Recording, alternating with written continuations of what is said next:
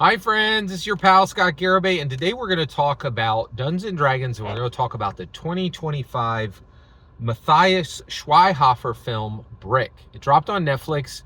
Brilliant film. I really believe that this is reciprocal content. So basically, you can watch this movie and go, "Oh, here's how I can, do a better Dungeons and Dragons game," right? Like you can use it for narrative ideas, and you can craft a better Dungeons and Dragons adventure. It's a strong narrative, right? But it's also one of these few narratives that turn up in the real world that are that are a perfect that are a perfect dungeon analog, right? This one and Heretic are both like this, and this film, if you understand Dungeons and Dragons, then this can really then watching this film can help you understand life overall, because one of the things that we can do is we can master the dungeon and beyond.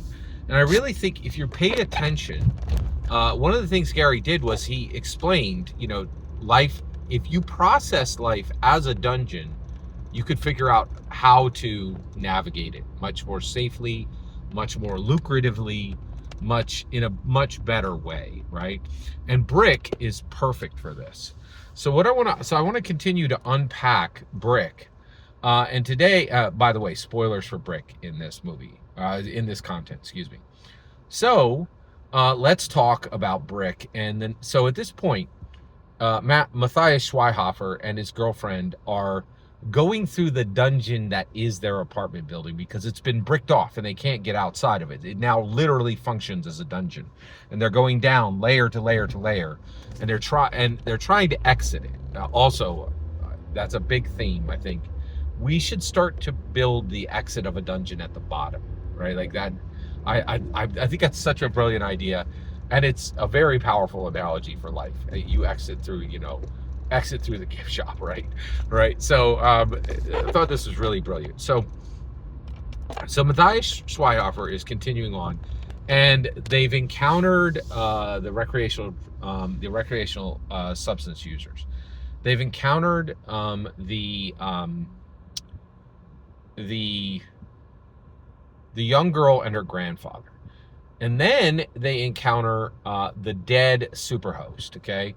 And each one of these, we see what they are to Matthias Schweighofer and his girlfriend. Like, are they a unicorn, something that's in the monster manual, but they're really not dangerous? Or are they genuinely dangerous? Or are they genuinely dangerous? Or are they dangerous, but they didn't mean to be dangerous? And just that idea that creatures in the monster manual can be dangerous to adventurers without intending. Like so many of the creatures, I think in the monster manual, they're hungry, or they're like territorial. They often don't care about the adventurers, right? But they're dangerous to the adventurers, even though they're not pitted against the adventurers. I really think, thinking about the people we encounter from the context of the monster manual really unlocks a lot of life. Like, there are people who are dangerous to us who don't mean to be dangerous to us, and there are people, and then it's really fascinating. All right, finally they get to the last group, and that is Anton and Yuri. So Anton is sick and he's in bed and he's sleeping, right? And so they encounter Yuri, and Yuri's like, and Yuri unlocks he unlocks the mystery of the brick, right? Of Brick, right? What is Brick? And so he tells him, he's like, Brick is it's a defense mechanism, right? And Anton worked for the company that was building it, right? So this is a military defense mechanism, and what has surrounded our home is not a danger to us. It's actually keeping dangerous things away from us, right? So we're safe inside, and there are dangers outside, and our home was covered and protected by this brick so that we will not be subjected to these harmful things that are outside, right? And they're like, well, what's Anton got to say? And he's like I said, Anton's sleeping, right? Now, what's interesting is Anton is a coder, and he's very, very smart, right? Well, one of the things that they're able to do is by using the cameras that the Superhost had, they find out that Anton actually not only is Yuri correct, and that these bricks are actually like a defense mechanism. They're a human-created defense mechanism, okay? And it was built by a military organization, and so this is something that can happen. They can activate this thing, and then it can protect whatever was going to attack that item, right? Or like and like a carapace, almost like a turtle's shell, right?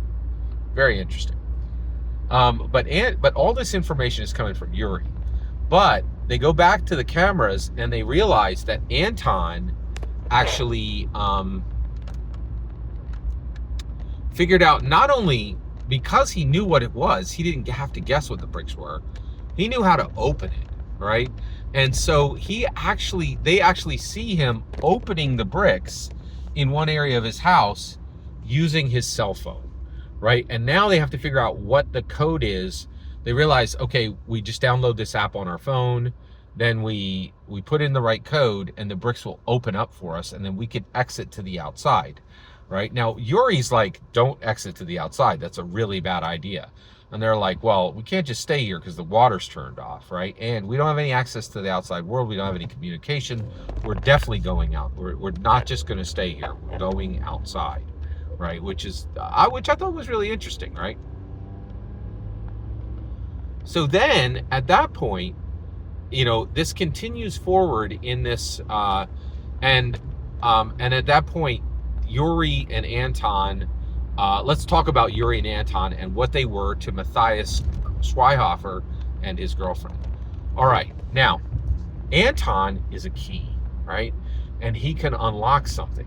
So he knows what the brick was, and he knew how to open the brick, right?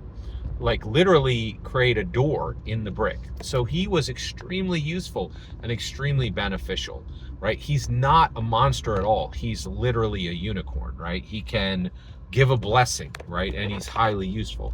And we do come across people like this, people in life who are highly useful. Now, what's really interesting is once you start to begin to think about life as a dungeon, right? And you think about each person you meet as where do I find them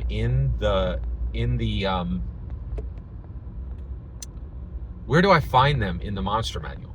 Nobles are in the monster manual, right? Like, that's just a type. It's a creature type, right? Bandit captain is a creature type. Scout is a creature type, right? And I think one of the things that's interesting is once you start to think about this, right, a scout could be incredibly useful. It could lead you through to a place that you normally couldn't find. It could lead you through, scouts are wayfinders, they're path makers, right? They're extremely useful. And Anton was extremely useful, right? But he wasn't their friend.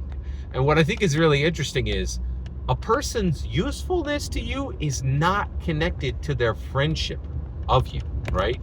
You could find somebody who is your rival, but they could be extremely useful to you. You could find somebody who is a really good friend to you, but they may not be useful to you, right? For instance, the recreational substance users, they're not useful to anybody, right? And one of them is actively dangerous, not intentionally, just actively. He can't control his emotions. He doesn't think. He's constantly putting his like thought processes into a state of disarray and chaos. He's actively dangerous, even though he doesn't mean to be, right? So even if either one of them were your friend, they would not be useful to you, right? And I think often we think that our friends are useful to us. But the reality is that's really not correct in a lot of ways. One of the reasons why is if you have a friend and they could be useful to you, one, you don't want to lean on that. Generally, if you're really good to your friend, you're going to try to be independent and not lean on them for everything, right? Every now and then, absolutely, that could be helpful. But the reality is when you really need help, maybe that's not the person you want to rely on. So I love this idea that somebody can be useful to you even though they're not a friend to you. And also, your friends may very well may not be useful to you. I thought that was brilliant. All right, so let's talk about Yuri. However, Yuri is his own discussion, and we will talk about him in the next video. Every single word you just heard in this video is my humble opinion. The important part is when I get to hear your humble opinion, when you get in the comments and send your traffic. Please consider liking and subscribing, and have a fetch millennium.